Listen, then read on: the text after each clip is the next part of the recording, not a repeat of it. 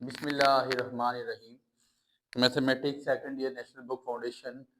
Topic name luminosity and radiant flux intensity. Chapter name cosmology. And इससे पहले हम पढ़ चुके हैं ब्लैक बॉडी रेडिएशंस। और आपके लिए यही सजेशन है कि जिसने ब्लैक बॉडी रेडिएशन नहीं समझा तो वो इस टॉपिक पे मत आए। पहले ब्लैक बॉडी रेडिएशंस को समझें, सीखें, गौर करें, फिर उसके बाद इस टॉपिक पे आएँ। लुमिनोसिटी एंड रेडिएंट फ्लक्स इंटेंसिटी इंतहाई अहम टॉपिक, इंतहाई इजी टॉपिक। यही दो लॉन्ग क्वेश्चन यहाँ से इंशाल्लाह बनेंगे। एक ब्लैक बॉडी रेडिएशन बनेगा और एक आपके पास लुमिनोसिटी एंड रेडिएंट फ्लक्स इंटेंसिटी बन सकता है। अब लुमिनोसिटी क्या चीज है बेसिकली, आपको मैं अगर आपके बचपने में लेके जाऊँ तो दूसरी तीसरी क्लास की साइंस में हमें डेफिनेशन एक पढ़ाई जाती थी, luminous and non luminous objects. Luminous and non luminous objects कौन से होते थे? हमें बताया जाता था कि यार जो ऑब्जेक्ट अपने लाइट खुद जो है ना प्रोड्यूस करें उनको हम लुमिनस ऑब्जेक्ट कहते हैं, लाइक सन। और ऐसे ऑब्जेक्ट जो लाइट अपनी प्रोड्यूस ना कर सकें, जो किसी के मोहताज हों, उसको हम नॉन लुमिनस ऑब्जेक्ट कहा करते थे। और जैसे आपके पास आपका मून है, आपका चांद, चांद किसी का हो नहीं सकता, तो चांद जो आपके पास है बेसिकली वो नॉन लुमिनस था। अब लुमिनोसिटी क्या है? हमें स्टार के बारे में, स्टार की लाइट के बारे में पता करना है। स्टार की लाइट बेसिकली हमने देखा कि इलेक्ट्रोमैग्नेटिक वेव्स निकली थी वहां से, और हमने उन स्टार की लाइट को देख के ये चीज जज करनी है आया कि कोई स्टार हमसे कितना दूर है, उसकी वेवलेंथ कितनी है, वो हमसे कितने फासले पर मौजूद है। तो लुमिनोसिटी बेसिकली हम उसकी, आप ये सोचें कि हम बहुत सारी चीजें स्टार की फाइंड आउट कर सकते हैं कि वो हमारी जमीन से दूर कितना है, उसकी वेवलेंथ कितनी है, उसके बाकी मामलात क्या हैं। तो जो थियोरेटिकल चीजें आपको लिखवाई जाएंगी, यू हैव टू ट्राई, आपने कोशिश करनी है कि उसी को अपने पास नोट डाउन करें। अब लुमिनोसिटी बेसिकली क्या है? It's emission of light by star. Luminous object basically क्या होता है? Emission of light star by star. जिसको चले आपको समझ आ गया होगा, डायरेक्ट हम डेफिनेशन से स्टार्ट करते हैं। लुमिनोसिटी बहुत इजी सा, बहुत इंपॉर्टेंट टॉपिक। कहता है the measure of total power, the measure of, जो चीज लिखवाई जा रही है लिखिए, बुक पे मत जाएं। The measure of total power, total power, power नहीं होता, पावर होता है, power output of radiation, output of radiation emitted by star. कहता है एक तारे से खारिज होने वाली जितनी एनर्जी है, जितनी पावर है, उसे हम उसकी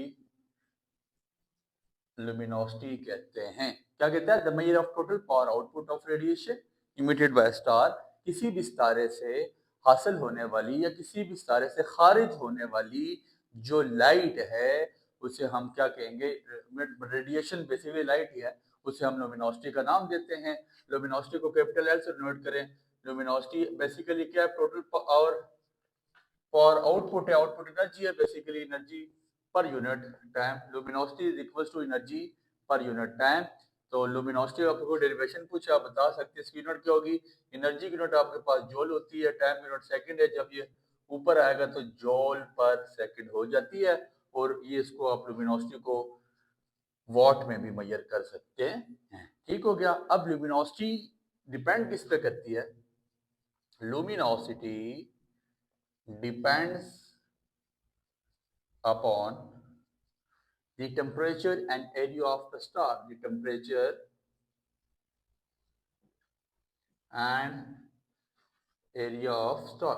ठीक है, देखें अब कोई स्टार आपकी जमीन से कितना दूर है, कोई स्टारा, तो लुमिनोसिटी ये चीज हमें बताती है, डिपेंड करती है कि उस तारे का टेम्परेचर कितना है और वो आपके दूर से जमीन से कितना दूर है और उसका एरिया कितना है।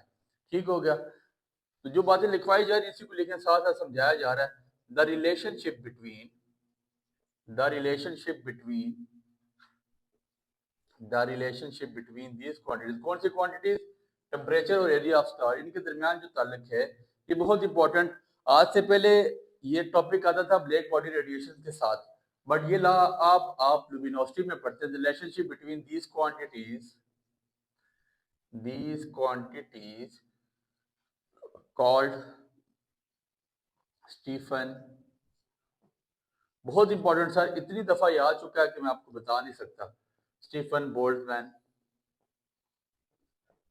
लॉ कहता है इस रिलेशनशिप को, कौन सा रिलेशनशिप, जो टेम्परेचर और एरिया के दरमियान पाया जाता है, इसको हम स्टीफन बोल्ट्जमैन लॉ का नाम देते हैं। लुमिनोसिटी की डेफिनेशन लिखें कि किसी भी सितारे से इमिट होने वाली, खारिज होने वाली आउटपुट या total energy per unit time को हम लुमिनोसिटी कहते हैं। डिपेंड करती है टेम्परेचर और एरिया पे, और इनके दरमियान का जो ताल्लुक है उसको हम स्टीफन बोल्ट्जमैन लॉ कहते हैं। और ये मुझसे लिखवा लें कि अगर ये लॉन्ग नहीं आता ना तो स्टीफन बोल्ट्जमैन लॉ लाजमी आपको शॉर्ट में देगा वो। ठीक हो गया। तो इसमें क्या है, बेसिकली स्टीफन बोल्ट्जमैन लॉ की स्टेटमेंट क्या कहता है, area is directly proportional, area is directly proportional to the fourth power of Kelvin temperature. कहते हैं एरिया जो आपके पास है वो किसके डायरेक्टली प्रोपोर्शनल है, fourth power of kelvin temperature के। बेसिकली आपके पास जो स्टीफन बोल्ट मिल रहा है उसकी स्टेटमेंट ये बनती है, एनर्जी या लुमिनोसिटी, बस मैं एनर्जी का नाम देता हूँ, एनर्जी डायरेक्टली प्रोपोर्शनल टू, आप फिर आपकी बुक पे लेके आ जाऊंगा जो बुक पे लिखा हुआ है, वक्त आप ये चेक करें। एरिया मतलब एनर्जी डायरेक्टली प्रोपोर्शनल टू, क्या कहा उसने, fourth power of kelvin temperature. Kelvin temperature की फोर्थ गुना पावर के डायरेक्टली प्रोपोर्शनल है। कहते हैं जितनी जैसे टेम्परेचर आपका बढ़ता जाएगा उससे उससे आपकी एनर्जी इंक्रीज होती जाएगी। खाली टेम्परेचर नहीं, टेम्परेचर की फोर्थ पावर, ये है क्या, बेसिकली आपको आगे चल के बताते हैं। डायरेक्टली प्रोपोर्शनल का साइन खत्म करेंगे, इक्वल और सिग्मा लगाएंगे, क्या, सिग्मा। ठीक है, सिग्मा बेसिकली कॉल्ड, लिखिएगा सिग्मा के बारे में, sigma is called Boltzmann constant. Boltzmann constant, sigma को हम बोल्ट्जमैन कांस्टेंट का नाम देते हैं। और सिग्मा की वैल्यू क्या होती है, सिग्मा किसके इक्वल होता है, 5.67 मल्टीप्लाई 10 की पावर -8 वॉट पर मीटर का स्क्वायर केल्विन की पावर -4। अब देखें ना, यहाँ से अगर मैं सिग्मा की वैल्यू निकालूं, सिग्मा किसके इक्वल आ जाता है, एनर्जी इधर है, टेम्परेचर उसके नीचे जाके डिवाइड हो जाएगा, टी की पावर 4। तो एनर्जी आपने लुमिनोसिटी है बेसिकली, तो हम उसको मतलब हमने कर दिया था वॉट पर मीटर स्क्वायर में, और टेम्परेचर आपके पास ऊपर आएगा तो पर केल्विन मतलब के की पावर -4 हो जाता है। इसको आपने यहाँ तक नोट डाउन करना है।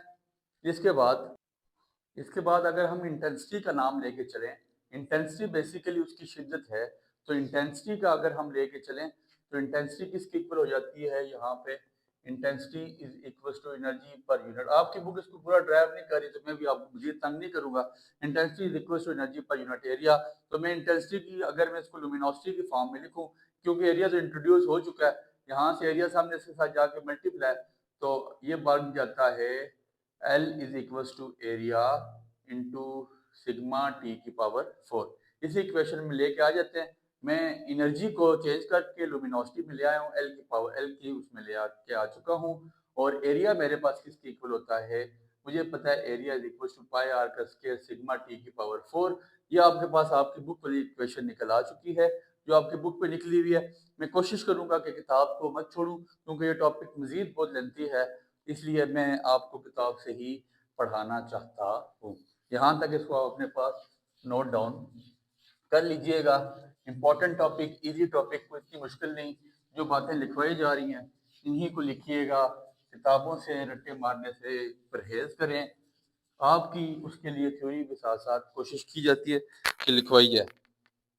ठीक है, अब इस रिलेशन को देखते हुए उसने कहा कि N increase in temperature, N increase in temperature, कहते हैं टेम्परेचर बढ़ेगा, N increase in temperature causes, जैसे जैसे टेम्परेचर किसी स्टार का बढ़ेगा, एन इंक्रीज इन एनर्जी, ऐसे ऐसे एनर्जी में भी आपने देखा ना, D directly proportional to T की power 4। An increase in temperature causes an increase in energy, temperature बढ़ने से एनर्जी बढ़ती जाएगी। ठीक है जी। Emission, emission radiation intensity increases, तो जो रेडिएशन इमिट हो रही है उनकी इंटेंसिटी भी क्या हो जाएगी, बढ़ जाएगी। क्या कहा हमने कि जैसे जैसे टेम्परेचर बढ़ेगा एनर्जी बढ़ेगी, एनर्जी बढ़ने से क्या होगा, इमिशन ऑफ रेडिएशन इंटेंसिटी उसकी भी शिद्दत में इजाफा हो जाएगा with increase in wavelength. With increase in, और आपको पता था इसका आपस में डायरेक्ट रिलेशन है। जिसको ये बात समझनी हो तो वो ब्लैक बॉडी रेडिएशन को जाके देखे, उसमें बहुत इंपॉर्टेंट रिलेशन बताया जा चुका है टेम्परेचर का वेवलेंथ के साथ, विद इंक्रीज इन वेवलेंथ। ठीक हो गया। ये आपके पास यहाँ तक जो बातें हैं ये लुमिनोसिटी को कवर करती हैं और इनफ है लुमिनोसिटी के लिए। लुमिनोसिटी में बेसिकली आपके पास जो सबसे इंपॉर्टेंट चीज है उसका स्टीफन बोल्ट्जमैन लॉ है, जो बहुत ज्यादा इंपॉर्टेंट है, जो आएगा। तो यहाँ तक आपका लुमिनोसिटी था, और इसके बाद हम रेडिएट फ्लक्स डेंसिटी स्टार्ट करते हैं, और आखिर में आपको बताएंगे कि इन दोनों को घटे क्यों लिया गया, इनका आपस में ताल्लुक था क्या। लुमिनोसिटी के बारे में आपने पढ़ ली छोटी सी बात कि किसी भी इस तारे से निकलने वाली एनर्जी पर यूनिट टाइम को हम लुमिनोसिटी का नाम देते हैं। और लुमिनस ऑब्जेक्ट्स वो होते हैं कि जो खुद जहां से एनर्जी इमिट हो या जो खुद लाइट को इमिट करें। अब अगले टॉपिक की हेडिंग दीजिएगा रेडिएंट फ्लक्स डेंसिटी। ठीक हो गया सर। याद रखें एक बहुत इंपॉर्टेंट बात है। ठीक हो गया। बहुत ही इंपॉर्टेंट चीज, अगर आपने अपनी डेली लाइफ में इसको ऑब्जर्व किया हो, आपने किया भी होगा बहुत मर्तबा, आपने बहुत दफा इसको ऑब्जर्व किया होगा, जब शाम के वक्त सितारे निकलते हैं तो कुछ सितारों की रोशनी ज्यादा होती है और कुछ सितारों की रोशनी कम होती है। तो ये बहुत इंपॉर्टेंट बात है। कुछ सितारे सितारे बेसिकली तभी आपको फेंटर नजर आते हैं क्योंकि वो बड़ी एरिया में लाइट फैलाते हैं। अब जितना दूर कोई सितारा है उसकी लाइट उतनी स्प्रेड हो रही है एरिया में, और पूरे एरिया में स्प्रेड होती जा रही है, और जब आप तक पहुंचती तो आप देखते हैं यार इसकी इंटेंसिटी, इसकी शिदत बहुत ज्यादा। ये कुछ सितारे ऐसे हैं जिनकी इंटेंसिटी कम है। तो radiant flux intensity, sorry, radiant flux intensity के बारे में बेसिकली यही है कि इसका रिलेशन हम पढ़ेंगे यहाँ पे। कहता है, ये भी डेफिनेशन लिखे है, the luminosity per unit area, the luminosity per unit area on the surface of earth, on the surface of earth. Luminosity तारे से निकलने वाली वो रेडिएशंस हैं पर यूनिट एरिया, उसने कहा जी जितने एरिया में फैलती है ऑन द सरफेस ऑफ अर्थ, जहां आपको नजर आती है। ठीक है। कहता है रेडिएशन, बड़ी इंपॉर्टेंट बात लिखवा रहा हूं, the radiation reaches the earth, the radiation reaches the earth, जो वहां से निकले रेडिएशन है वो जमीन पे पहुंचती हैं and spread over an area, spread over an area of, कितने एरिया में फैल जाती है 4 पाई। अब देखें 4 पाई आर का स्क्वायर, बेसिकली आपके पास, आपको पता है डायामीटर और रेडियस में क्या फर्क है, आपको लिखवाते हैं। एरिया ऑफ 4 पाई डी का स्क्वायर लिखिएगा, आर नहीं लिखिएगा। क्यों लिखवाया? Because the radius of sphere, अब देखें आपके पास अर्थ एक पूरा स्फेयर है इस तरह, ठीक है। Because the radius of sphere is equal to the, is equal to the distance between the star and earth, is equal to the distance between the star and earth। Radius basically क्या, उसका पूरा हो जो, और diameter क्यों लिखा कि because the radius is sphere is equal to the distance between the star and earth. Star और उसके दरमियान का जो है ना उसको हम रेडियस कहते हैं, और वो पूरी जिस एरिया में फैल रही है वो उसका डायमीटर कहलाएगा। ठीक है। जिस जगह पे जहाँ पे उसकी पूरा उसका आप सोचिए कि जहाँ पे वो फैल सकती है ना वो उसका डायमीटर है। तो ल्यूमिनोसिटी पर unit area on surface of अर्थ को हम क्या कहते हैं, रेडिएशन फ्लक्स इंटेंसिटी का नाम देते हैं। रेडिएशन जो जमीन पर रेडिएशन पहुंचती है वो पूरी फैलती है जिस हिसाब से 4 पाई डी का स्क्वायर से, और because the radius of sphere is equal to the distance between the star and the earth. ठीक हो गया सर। अब ऐसा है, उसने कहा रेडिएट फ्लक्स इंटेंसिटी को मैं नाम दूंगा एफ से, हमने क्या कहा लुमिनोसिटी पर यूनिट एरिया, तो एल ओवर ए, और F is equal to L, A की जगह हम क्या पुट कर देंगे 4 पाई डी का, हमने क्या कहा ओवर एन एरिया, कौन सा एरिया सर 4 पाई डी का स्क्वायर, 4 पाई आर का स्क्वायर नहीं, क्योंकि रेडियस तो क्या होता है स्टार और उसका डिस्टेंस किसका, जमीन का, लेकिन ये है इसको हम डायमीटर का नाम देते हैं जितने उसमें वो फैलती है। और इसको किस में मेजर किया जाता है, लिखिएगा it is measured in what पर मीटर का स्क्वायर। ये यूनिट्स बहुत इंपॉर्टेंट है सर, बहुत दफा बहुत दफ़ा उसने ऑब्जेक्टिव में पूछी हैं। अब इसके बाद जो हम इससे रिजल्ट निकालते हैं, जो हम इससे रिजल्ट को डिडक्ट करते हैं, वो क्या है, उसके बारे में 4 बातें और आपका टॉपिक इख्तिताम को हो जाएगा। बहुत इंपॉर्टेंट टॉपिक, समझिएगा, गौर कीजिएगा इस पे। जो बातें हमने इसमें से निकाल ली, जिस वजह से हमने लुमिनोसिटी का रिलेशन पढ़ा, किसके साथ, रेडिएट फ्लक्स इंटेंसिटी के साथ। कहता है व्हेन द लाइट, लिखिएगा, when the light twice far away, जब एक लाइट 2 गुना किधर है जी, दूर है, twice far away, it has spread, it has spread our 4 times, it has spread our 4 times the area, resulting in 4-fold decrease in intensity। देखें, आप अभी relation पढ़ क्या है, क्या रिलेशन पढ़ा, force is equal to luminosity over 4 pi d का square. इसी बारे में इसको बयान करा, कहते हैं when the light twice far away, जब 2 गुना दूर है, it has spread over 4 times, ठीक है जी, तो ये 4 गुना ज्यादा फैलेगी। The area resulting in 4-fold decrease in intensity, उसकी शिद्दत में कमी आ जाएगी। क्यों, लुमिनोसिटी और फोर्स आपस में डायरेक्टली प्रोपोर्शनल है, लेकिन लुमिनोसिटी और आपके पास जो एरिया का फैक्टर है वो क्या है, इनवर्सली प्रोपोर्शनल। तो जैसे जैसे आपके पास क्या होगा, एरिया बढ़ता जाएगा, आपके पास जो आपका रिजल्टेंट फोर्स है या जो आपकी रेडियल इंटेंसिटी है वो मजीद कम होती जाएगी। जैसे जैसे एरिया, सूरज जैसे, मतलब जैसे जैसे स्टार आपकी अर्थ के नजदीक आता जाएगा, उसकी लुमिनोसिटी मजीद बढ़ती जाएगी, और जैसे जैसे आपकी अर्थ से आपका सितारा दूर होता जाएगा, उसकी लुमिनोसिटी कम होती जाएगी। ठीक हो गया। अ ग्रेटर रेडियंट, ये बड़ी इंपॉर्टेंट बातें हैं। A greater radiant flux intensity, a greater radiate flux intensity indicates that the star is closer to the earth। कहता है जिसकी जितनी ज्यादा फ्लक्स इंटेंसिटी है, वो हमें पता चल जाएगा कि ये सितारा इतना ज्यादा जमीन के नजदीक आया हुआ है। जितनी जिसकी फ्लक्स इंटेंसिटी कम है, वो सितारा जमीन से इतना दूर है।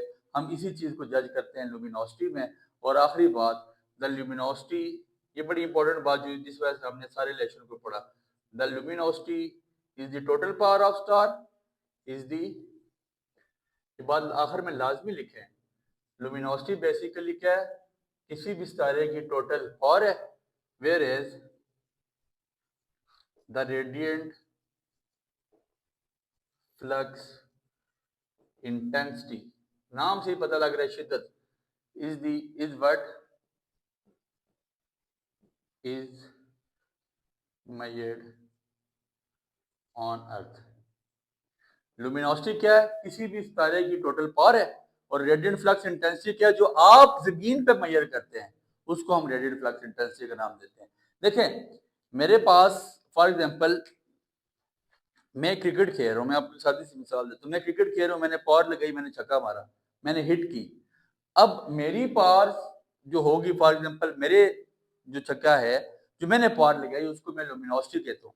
और आपने जो उसको मेजर किया, ठीक है, आपने उस फोर्स को या आपने उस पावर को जो मेजर किया, वो बेसिकली आपके पास रेडिएट फ्लक्स इंटेंसिटी लाएगा। इसी तरह कहता है कि लुमिनोसिटी पावर ऑफ स्टार होती है, और radiate flux intensity is weight measured on earth. जो जमीन पे हम बैठ के मेजर कर रहे होते हैं किसी भी सितारे की शिद्दत को, उसकी निकलने वाली रेडिएशन की शिद्दत को, उसको हम रेडिएट फ्लक्स इंटेंसिटी का नाम देते हैं। जो बातें लिखवाई गई, इतनी थ्योरी इनफ है। उम्मीद करता हूँ टॉपिक बहुत आसान सा था, इसलिए मैंने इस पर इतना जोर नहीं लगाया। ब्लैक बॉडी रेडिएशन बहुत अच्छा करके समझाया गया है, तो उसको समझें, ये आपको आसानी समझ आ जाएगा। मैं नहीं समझता कि कोई मुश्किल टॉपिक है। उम्मीद है बातें आपको समझ आ चुकी हैं। दुआ में इस चीज़ को याद रखें। अल्लाह ने के बाद।